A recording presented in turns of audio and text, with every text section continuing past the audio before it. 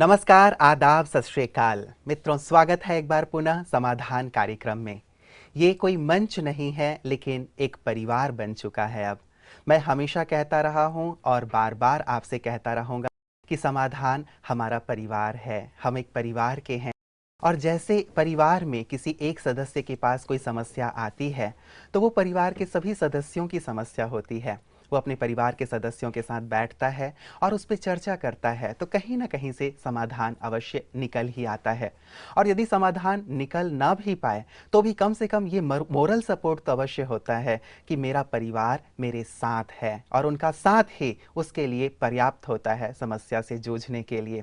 यही बात हम बार बार दोहराते हैं कि ये समाधान आपका परिवार है, हम सब एक परिवार के हैं। इसीलिए आपकी जो भी समस्या है, आपकी जो भी बातें हैं, आपकी समस्या केवल आपकी समस्या नहीं है, वो हमारी समस्या है। और जब आप समस्या से मुक्त होकर मुस्कुराते हैं, खिलखिलाते हैं, हंसते हैं, तो निश्चित मानिए हमारे चेहरे पे भी मुस्कान आ जाती है और हमारी आंखें भी खुशी से नम हो जाती हैं, क्योंकि हम आपको दिल से, तहे दिल से अपने परिवार का एक सदस्य मानते हैं। और आप अपनी बातें एसएमएस के जरिए, प्रश्नों के जरिए, पत्रों के जरिए, ईमेल के जरिए हम तक पहुंचाते हैं, तो हमें बेहद खुशी होती है कि आप हमें अपने परिवार का अंग मानते हैं।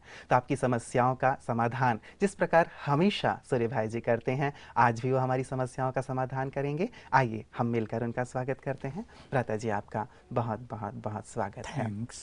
भ्राता जी, एक खुशी की बात मैं आज आपको बताना चाहूँगा, शुरुआत इससे करना चाहूँगा कि हमारा परिवार न केवल भारतवर्ष तक सीमित है, लेकिन अब हम विदेशों तक भी जा पहुँचे हैं। और आप पूछेंगे कैसे, तो कुछ दिन पहले ही जो हमारा नंबर है समाधान का, उस पे एक हमारे जो भाई हैं उन्होंने प्रश्न किया, और वो प्रश्न मैं आपके साथ साथ हमारे सभी दर्शकों के सामने भी रखना चाहूँगा। ये हमारे पास जो फ़ोन आया था भ्राता जी, ये आया था बैंकॉक से, और प्रमोद यादव जी ने हमसे प्रश्न किया है कि मेरा मन बहुत अशांत रहता है, मैं बहुत मेहनत करता हूँ, लेकिन मन में एक शंका बनी रहती है कि मैं सफल होऊंगा या नहीं होऊंगा। आत्मविश्वास की मुझ में बहुत कमी है और मैं बहुत ज़्यादा सोचता भी हूँ। जब तक मैं आपका कार्यक्रम देखता हूँ तब तक मेरा मन शांत रहता है, लेकिन फिर बाद में अशांत हो जाता है। क्या आपका कार्यक्रम दिन में केवल एक ही बार आता है? यदि दिन में किसी और समय पर भी आता हो तो कृपया समय बताएं। तो पहले तो आपको बहुत बहुत बधाई भ्राता जी, हमारे सभी दर्शकों को बधाई कि ये कार्यक्रम न केवल देश में देखा जा रहा है, अपितु विदेश के भी हमारे भाई बहन इसका लाभ ले रहे हैं। परिवार में अगर प्रेम, सहयोग और खुशी हो जी। तो वास्तव में समस्याएं इन तीनों में बंटकर बहुत लाइट हो जाती हैं। देखिए, एक व्यक्ति अकेला है और वो समस्याओं से जूझ रहा है, उसकी मनोस्थिति, और एक व्यक्ति के परिवार में 5 लोग हैं और सब सहयोगी हैं उसके, सब उसको शक्ति दे रहे हैं, उसको अच्छी बातें कहते हैं। मान लो कोई उसे यही कहता, अरे ये समस्या कुछ नहीं है, ऐसी समस्या तो हजारों आती हैं, ये तो गई की गई, तो इससे उसका जो दबाव है ब्रेन पर वो आधा खत्म हो जाता है। तो वास्तव में भारत में तो पारिवारिक सिस्टम है, कई क्रिश्चियन कंट्रीज में तो मनुष्य अकेले अकेले रहते हैं, परिवार ब्रेक होते रहते हैं, लेकिन हमारा देश तो सचमुच महान है। इसमें हम सब परिवारों में बंधे हुए हैं, और उसमें भी यदि इमोशनली भी हम बंधे हुए हों, प्रेम के धागे में भी हम बहुत अच्छी तरह बंधे हुए हों, तो उस परिवार जैसा भाग्यवान परिवार तो कोई नहीं, जिसमें सब एक हैं। कोई किसी के लिए समस्या क्रिएट नहीं कर रहा, नहीं तो सहयोग करे। नहीं तो आजकल बहुतों के साथ क्या हो रहा है कि बच्चे कुछ गलत कार्यों के कारण माँ बाप के लिए बड़ी समस्याएं बने हुए हैं। कहीं कहीं फादर की गलत आदत, उसका शराब पीना या उसका बहुत क्रोधित होना या सदा ही बच्चों पे शाउटिंग करते रहना, ये पूरे परिवार के लिए समस्या का कारण बना रहता है। कहीं उनकी माता जो है, उसकी निगेटिविटी, उसका बोलने का बुरा तरीका, कहीं कहीं घरों में टीवी, सारा दिन टीवी चलना, टीवी पे लड़ाई होना, एक कहे मैं ये चैनल देखूंगी, दूसरा कहे मैं ये देखूंगा। तो ये सब घरों में क्या है कि अपने ही लोग कहीं कहीं अपनों के लिए समस्याएं क्रिएट कर रहे हैं। बस कष्ट की बात वहीं होती है कि बाहरी समस्याओं को तो मनुष्य बड़े बोल्डली फेस कर लेता है, जी। उसमें ताकत भी रहती है। लेकिन जब समस्या अपनों की ओर से ही आए तो सचमुच उस पर वो भारी पड़ती है, क्योंकि अपनों से वो कभी ऐसी एक्सपेक्टेशंस नहीं रखता है। तो बहुत अच्छी बात है कि अपने अपने हो जाएं, अपनों में पूरा अपनापन हो जाए। हम ऐसे भारत की फिर से एक विजन देख रहे हैं, कल्पना कर रहे हैं कि शीघ्र ही हमारे सामने एक ऐसा भारत आएगा, शीघ्र, बहुत लंबा समय नहीं, जब ये सारा देश, तब विश्व यही होगा, एक परिवार होगा, सबके बीच में अपनापन होगा, मॉरल वैल्यूज अपने संपूर्ण स्वरूप में होंगी, सत्यता, ईमानदारी, प्रेम, ये तो नेचुरल लाइफ होगी। ऐसा सुंदर समय हमारे सामने आ रहा है। और जिन परिवारों में अब भी ये सब है, they are most fortunate in the world. तो उनके पास तो समस्याएं आती ही नहीं, और अगर आती हैं उनकी यूनिटी की पावर देख के दूर से भाग जाती हैं जी। तो यादव जी का जो प्रश्न है, उनका मन बहुत भटकता है, उनके मन में जरा बेचैनी सी रहती है, अशांति रहती है। उसके लिए बहुत अच्छी बात है कि ये हमारा ये कार्यक्रम देख रहे हैं और इसके प्रति रुचि बढ़ती जा रही है। और निश्चित रूप से जो हमारे ऑर्गेनाइजर हैं वो इसके बारे में विचार कर ही रहे होंगे, क्योंकि ये बहुत एक डिमांडिंग चीज़ संसार के लिए है। समस्याओं से हर व्यक्ति प्रभावित हो रहा है और नई नई समस्याएं उभर के सामने भी आ रही हैं। तो हो सकता है इसको डबल टाइम दिया जाए, सवेरे भी और शाम को भी, और टाइम जैसे ज़्यादा लोग इसको देख सकें उस पर भी ध्यान दिया जाए। वो तो सब हो जाए जैसे जैसे लोगों की डिमांड आएगी। तो देखिए, हमारे कार्यक्रम तो सबको सुख देने के लिए हैं, इसमें हमारा कुछ अर्निंग का मतलब तो है नहीं, न हम कोई ऐड दे रहे हैं, तो ये होगा। लेकिन यादव जी को मैं एक बात कहूँगा, उन्होंने थोड़ा बहुत ईश्वरीय ज्ञान तो लिया है, लेकिन वो ज्ञान को और अच्छी तरह बढ़ाएं। डेली ज्ञान का कुछ अध्ययन भी होना चाहिए, ताकि हमारे मन को रोज सुंदर सुंदर विचार मिले। जब हम अपने मन को अच्छे विचार नहीं देते तो किसी भी नेगेटिव विचार का, किसी भी समस्या का, किसी भी अनहोनी घटना का गहरा प्रभाव हमारे मानस पटल पर छाया रहता है। आज ही मेरे सामने एक ऐसा केस आया, कोई एक लेडी आई जिसके किसी फ्रेंड ने सुसाइड कर लिया। अब वो इसका गुड फ्रेंड था, वो भी शादीशुदा था, ये भी शादीशुदा, लेकिन एक अच्छे रिलेशनशिप थे पहले से ही पारिवारिक। उसका अपनी पत्नी से कुछ झगड़ा था और वो उसको टॉलरेट नहीं कर पाया, तो बेचारा अपने माँ बाप को रोता हुआ छोड़कर एक दुर्गति के मार्ग पर चला गया कि उसने सुसाइड कर लिया। उसका इफेक्ट इस पर बहुत आ गया, इसके विचार निगेटिव हो गए, इसको बहुत ज़्यादा डिप्रेशन होने लगा और न जाने क्या क्या सोच रही। तो आज ही मेरे कांटेक्ट में आई, मेरे से मिलने ही आई। मैंने इसको समझाया, देखो जाने वाला चला गया जी, अभी तुम्हें उस आत्मा को और उसके परिवार को गुड वाइब्रेशंस देने हैं। हमारे राजयोग में एक ऐसी सिस्टम है, ऐसा एक तरीका है कि हम ऐसी आत्माओं को योग के वाइब्रेशंस देकर उनके चित्त को भी शांत कर सकें, उनमें जस्ट आत्मविश्वास पैदा कर सकें कि भाई वो भी इस प्रॉब्लम से ज़रा बाहर आ जाएं। क्योंकि ये चीज़ ऐसी है, हो गई ना, अब उसको अनडन नहीं किया, डन तो अनडन नहीं किया जा सकता, तो हो गई। अब तो उसमें हम और आगे अच्छे से अच्छा क्या कर सकते हैं, वही हमें करना चाहिए। सुसाइडल टेंडेंसी बहुत बढ़ती जा रही है संसार में, इस पे हमने चर्चाएं भी की हैं और फिर इस पे हम चर्चा करेंगे, क्योंकि इसे रोकना परम आवश्यक है। इससे जाने वाले की अति दुर्गति और रहने वाले तो जीवन भर रोते रहते हैं। समाज में भी उनको एक ग्लानि की फीलिंग होती है कि देखो इनके बच्चे ने ऐसा काम कर लिया। और जो ये लव चल रहे हैं, अफेयर्स चल रहे हैं, इनके प्रति भी एक आघात है, एक गुड मैसेज नहीं है। लोग समझ रहे हैं कि जो इस अफेयर में फंसेगा वो मरेगा, तो ये एक अच्छी चीज़ भी नहीं है। लव एक बहुत प्योर शब्द है और इसमें प्योरिटी होनी चाहिए, शुद्धिकरण होना चाहिए। तो इनको मैंने उसको भी राय दी कि आप हमारे यहाँ ईश्वरीय महावाक्य बहुत सुंदर सुंदर हम सुनते हैं, पढ़ते हैं। तो मैंने कहा रोज एक आधा घंटा ईश्वरीय महावाक्यों की स्टडी करने में, उनका चिंतन करने में दो, ताकि मन पर पॉजिटिव विचार छाए रहें और जो ये निगेटिव इफेक्ट्स होते हैं ये उतरते रहें। तो यादव को मैं ये कहूँगा कि वो रोज ईश्वरीय महावाक्यों की स्टडी करें और आश्रम में रोज सवेरे 1 घंटा अवश्य जाएं। देखिए क्या होता है, मनुष्य देर से उठता है, जब 8 इनसे बजे मेरी उठे बात हम। हो रही थी भ्राता जी, तो मैंने इनसे पूछा कि क्या वहाँ पे कोई ब्रह्मा कुमारीज का केंद्र है, जैसा आप हमेशा सजेस्ट करते हैं कि केंद्र में जाएं, वहाँ राजयोग का अभ्यास करें। तो इन्होंने कहा कि नहीं, आसपास कोई केंद्र ऐसा है, ऐसा तो मुझे ज्ञात नहीं है, लेकिन फॉर्चुनेटली उन्होंने कहीं हमारा ये कार्यक्रम देखा और उन्हें अच्छा लगा, तो उन्होंने वो नंबर देख करके फ़ोन किया था। तो बैंकॉक में भी कहीं यदि हमारे नहीं सेवा है, केंद्र हैं? बैंकॉक में भी सेवा केंद्र हैं जी। और बहुत अच्छी तरह से और बहुत समय से चल रहा है। इनको उसका फ़ोन नंबर या एड्रेस दे दिया जाएगा जी। और ये वहाँ जाकर रोज़ 1 घंटा दें। तो क्या है, जैसे हम अपने शरीर के लिए सोते हैं, भोजन करते हैं, चाय पानी पीते हैं, तो बॉडी को एनर्जी देते हैं ना। अगर कोई ये सब न करे, बॉडी को 24 घंटे यूज ही करता रहे, न खाए न पिए न सोए, तो मर जाएगा ना। जी। मन भी हमारा एक मुख्य हमारी शक्ति है। इसको भी हमें एनर्जी देनी चाहिए, शक्ति देनी चाहिए। ये चाहता है प्योरिटी, ये चाहता है शुद्धिकरण, ये चाहता है पॉजिटिव विचार। देखिए, मन ये सब चीज़ें चाहता है। अगर इसके विपरीत हम जाते हैं तो मन की शक्तियाँ एग्जॉस्ट होती हैं, हम बहुत डाउन हो जाते हैं। मन में इम्प्योरिटी चल रही है, मन में नेगेटिविटी चल रही है, मन में क्रोध उठ रहा है, न जाने हम क्या क्या सोच रहे हैं, तो मन कमज़ोर होता जा रहा है। ये बात सभी दर्शकों को जान लेनी चाहिए।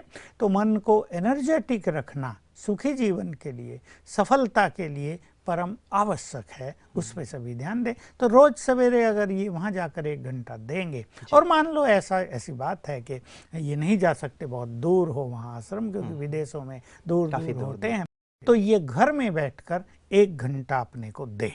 अपने को समय देना है।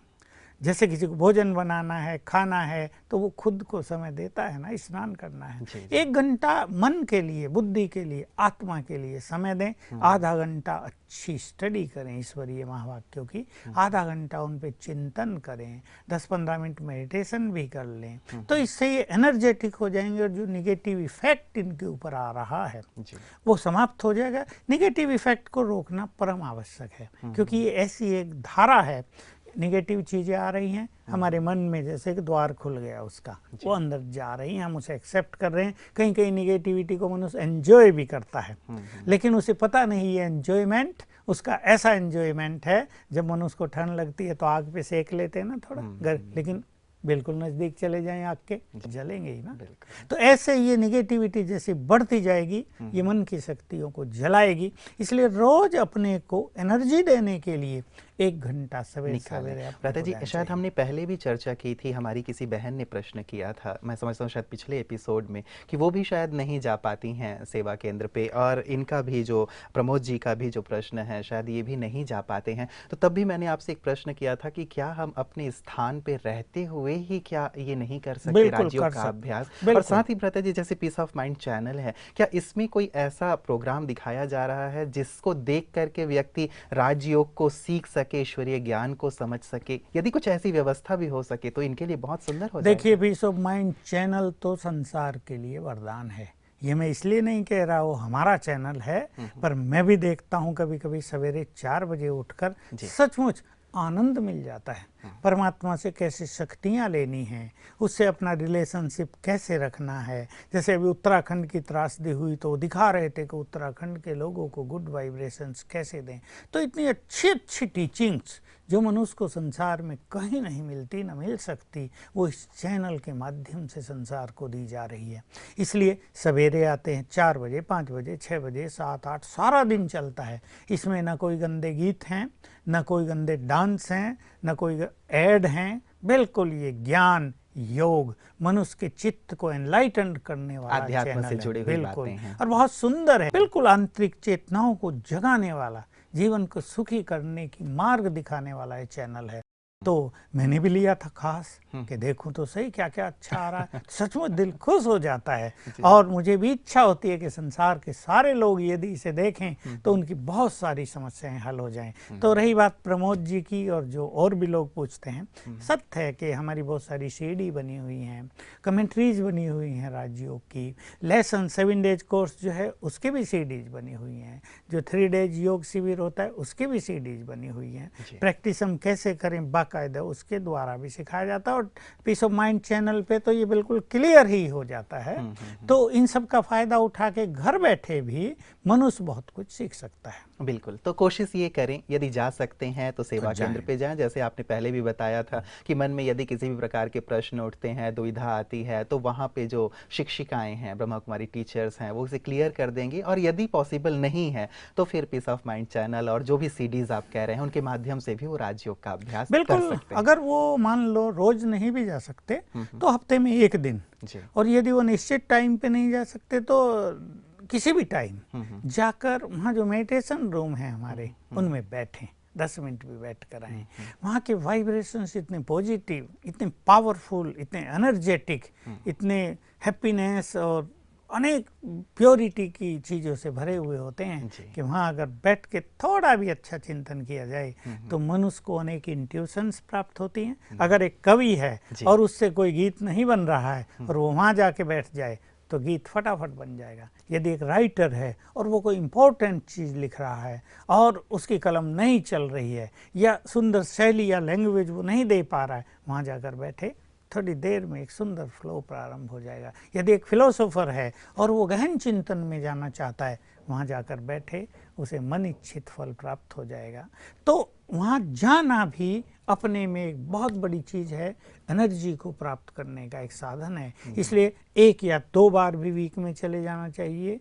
थोड़ा टाइम निकाल के देखे, जब वहाँ अच्छा कार्य चल रहा हो तब चले जाना चाहिए। तो ये स्वयं की स्वयं ही पालना करने वाली बात। आपने इतना सुंदर वर्णन किया है भ्राता जी सेवा केंद्र का कि मुझे लगता है कि सभी लोग एक बार अवश्य वहाँ जाना चाहेंगे, मेडिटेशन रूम में बैठना चाहेंगे और अपनी जो भी आंतरिक शक्तियाँ हैं, कलाएं हैं, उन्हें विकसित करना चाहेंगे। चलो देखिए, हम यहाँ बहुत समय से रह रहे, मुझे 45 वर्ष हो गए, लेकिन आकर्षण होता है कि मेडिटेशन रूम की ओर हम चलें। उसे हम बाबा का कमरा कहते हैं, जहाँ बाबा का चित्र, शिव बाबा का चित्र लगा होता है। मेडिटेशन की बहुत अच्छी फीलिंग्स वहाँ होती है। वहाँ जाते ही हम भगवान से बात करते हैं, हमारी गुड फीलिंग होने लगती है, हमारी आंतरिक चेतना जग जाती है, हमें अपनी सोई हुई शक्तियों को जगाने का एक मार्ग मिल जाता है और हमें पता लगता है we are more powerful than this problem. जिस प्रॉब्लम को लेके हम परेशान हो रहे हैं, वहाँ जाते ही लगता है इट्स नथिंग। तो ऐसी चीज़ें हमें भी आकर्षित करती हैं, और एक यदि नया व्यक्ति जाता है तो उसको तो लगता है हमें तो स्वर्ग में आ गया। बिल्कुल, तो ऐसी जहाँ इतनी सुंदर सहज प्राप्ति हो रही है, वहाँ तो निश्चित रूप से जाकर के अपने आप को एनर्जाइज करना चाहिए ताकि समस्याएं उनके लिए खेल अनुभव होने लगे। भ्राता जी, जो दूसरा हमारे पास एक मेल आया है, ये मेल हमारे पास आया है उज्जैन से और सुभाष जी लिख रहे हैं। कहते हैं कि मेरे एक मित्र हैं, उनके घर में जैसे मुसीबतों का पहाड़ टूट पड़ा है। उनके घर में एक जवान लड़का एक्सीडेंट में मर गया। अपने कज़िन के मौत से मेरे मित्र का बेटा इतना टूट गया कि उसने ट्रेन के नीचे आकर सुसाइड कर लिया। इन दोनों घटनाओं से मेरे मित्र का परिवार इतना आहत है कि आज 1.5 साल हो गए हैं इस घटना को, फिर भी वो परिवार गमज़दा है। कैसे वो इस गम से बाहर निकलें? कृपया इस पे कुछ प्रकाश डालें। बिल्कुल, बात इनकी बहुत प्रैक्टिकल है। जहाँ ऐसा कुछ हो जाता है तो मनुष्य आजकल इतना इमोशनल है। अब देखिए, एक भाई की मृत्यु हुई एक्सीडेंट से, दूसरे की ने सुसाइड कर लिया, उसके दुख को सहन नहीं कर पाया। आपस में बहुत प्यार भी तो होता है ना भाइयों का, और इसके कारण उसके फादर पर भी बुरा इफेक्ट आया होगा। माँ तो बेचारी घर में उदास बैठी रहती होगी। 2 यंग लोगों की जिस परिवार जब जवान बच्चे घर से ऐसे चले जाते हैं लेकिन अब इस दुविधा से, इस काली छाया से इन्हें बाहर तो निकलना ही है। ये सचमुच ऐसी चीज़ होती है कि मनुष्य को मार डालती है, और कभी कभी तो उसे अंधकार नजर आता है कि करें क्या अब। जैसे उनका भविष्य नष्ट हो गया, उनकी उम्मीदों पर पानी फिर गया है और उन्हें कहीं भी आशा की किरण दिखाई नहीं दे रही है। उन्हें रहता कहीं और कुछ हमारे परिवार के साथ ना हो जाए, कहीं हमारे जीवन में बुरे दिन तो नहीं आ गए हैं, कहीं किसी बुरे ग्रह की नज़र तो हम पे नहीं पड़ गई, ज्योतिषी भी कुछ कह देते हैं ये दशा चल रही है, तो मनुष्य इसमें घबरा जाता है। लेकिन मैं इस परिवार के लिए अपनी सहानुभूति रखते हुए ये कहूँगा कि जल्द ही आप सभी इस काली छाया से, इस दुखों की छाया से जरा ऊपर आ जाएं। जो दोनों बच्चे इनके परिवार से गए हैं उनको बहुत अच्छे वाइब्रेशंस ये दें, और मैं सुभाष भाई को कहूँगा या और जो इनके राजयोगी फ्रेंड हैं कि रोज़ कम से कम 15 मिनट इस परिवार को गुड वाइब्रेशंस दें, इस परिवार को शांति के वाइब्रेशंस दें, शक्तियों के वाइब्रेशंस दें, ताकि ये जो इनके घर में एक बहुत बुरी चीज़ हुई है इसको सहन करने की क्षमता इनके अंदर आ जाए और कहीं वो न कुछ कर बैठे, कहीं उनको न कुछ हो जाए, क्योंकि ऐसे में जो फादर होता है उसको प्राय हार्ट अटैक होते हैं, वो उसको सहन नहीं कर पाता है जी। उन्हें लगता है कि जैसे अब तो हमारा सब कुछ कुछ लूट हो गया, तो अब जीने की कोई आश ही उनके मन में बाकी नहीं रहती, तो उससे भी बहुत सारी उनको तकलीफें हो जाती अब जिन लोगों के साथ ऐसी घटनाएं हो रही हैं बहुत, देखो उत्तराखंड में बहुत हुई हैं, क्योंकि मृत्यु पर किसी का अधिकार नहीं है, तो ऐसी घटनाओं को स्वीकार कर लें। यद्यपि काम थोड़ा कठिन होता है, मनुष्य स्वीकार नहीं कर पाता है, लेकिन और कोई चारा भी तो नहीं है, इसलिए स्वीकार करके आगे की सुध लें। आगे और क्या करना है, अगर बुरा समय भी चल रहा है तो उसको हटाकर अच्छा समय कैसे लाना है, राजयोग में इसकी विधि हैं कि हम बुरे समय को हटा सकें। अगर हमारा भाग्य कहीं अटक गया है, हमारा भाग्य कहीं हमें साथ नहीं दे रहा है, हमारे मार्ग में कोई रोड़े आ गए हैं, तो राजयोग के माध्यम से उसे भी हम हटा सकते हैं। हमें बहुत अच्छे फ़ोन आते रहते हैं कि हमारी ये समस्या थी, बहनें फ़ोन करती हैं, कुमार फ़ोन करता है कि आपको केवल फ़ोन गुड समाचार देने के लिए कर रहे हैं कि ये हमारी समस्या थी और ये हमने प्रयोग किए और पूरी तरह ठीक हो गई है। किसी को नौकरी मिल गई है, किसी की स्टडी में बहुत अच्छे उसके अंक आ गए हैं, किसी के जीवन में और कोई कोर्ट केस चल रहा था वो बिल्कुल फेवर में उसका निर्णय हो गया है, तो किसी को कोई विशेष बीमारी चल रही थी वो बिल्कुल ठीक हो गई है। तो ये सब चीज़ें ऐसी हैं कि हर चीज़ को ठीक किया जा सकता है। इसलिए एक चीज़ तो ये कि स्वीकार करें, और अब इनके लिए ये बिल्कुल प्रॉपर टाइम है कि ये ईश्वरीय ज्ञान लें, क्योंकि ऐसे में मनुष्य दुखी रहता है, अशांत होता है, उसे कोई मार्ग नहीं सूझता, लेकिन एक मार्ग है, एक साथी है उनका, वो है उनका परमपिता। कई बार भ्राता जी आपने आध्यात्म की बात कही, परमात्मा की ओर बढ़ने की बात कही, कई बार लोगों के मन में, शायद इनके भी मन में हो कि भगवान ने हमारे साथ ऐसा क्यों किया। ये होता है, लेकिन अगर इनके मन में ये भी है कि भगवान ने हमारे साथ ये क्या किया, तो ये उसके ही पास जाएं, उससे अपनी शिकायत करें और उससे समाधान लें कि भविष्य में वो ऐसा ना करे, और शायद वो इन्हें बता भी दे कि ये क्यों हुआ है।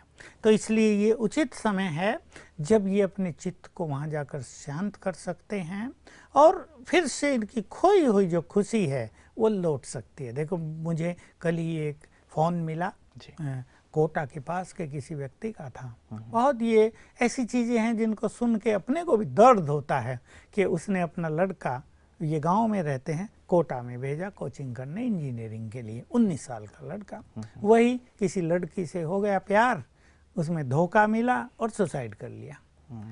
बहुत इमोशनल हो गए हैं युवक, बहुत जल्दी सुसाइड कर जाते हैं। अब बेचारा कल मुझे बता रहा था, भाई हमको तो एक ही लड़का था, अभी शायद 2 मास पहले ही उसने सुसाइड कर लिया है।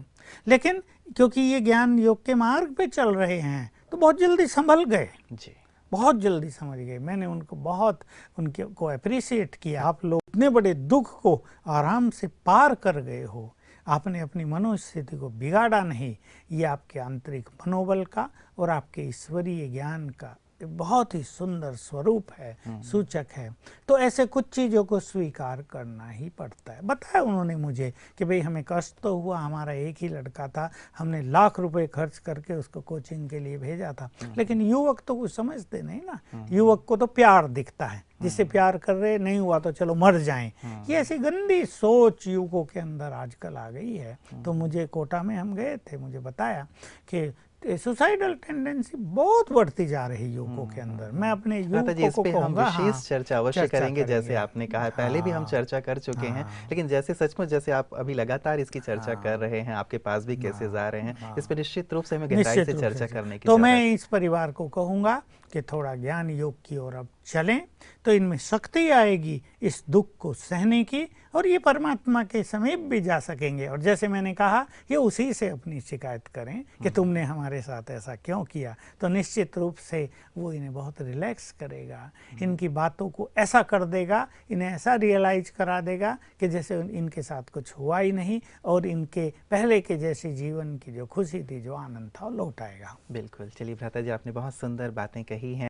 चाहे प्रमोद यादव जी ने बैंकॉक से आज फ़ोन करके हमसे जो बात की थी, उनके भी प्रश्न का आपने उत्तर दिया, और साथ ही सुभाष जी ने एक बहुत ही गंभीर बात हम सबके सामने रखी थी। आपने भी बहुत सहज रूप से उनके लिए एक संदेश भेजा है कि इस सत्य को स्वीकार करें और साथ ही ईश्वरीय पथ पे आगे बढ़ें, ताकि मन शांत हो, चित्त शांत हो और खुशहाली जैसे पहले थी वैसी इनके घर में वापस आ सके। भ्राता जी, आपका बहुत बहुत बहुत शुक्रिया।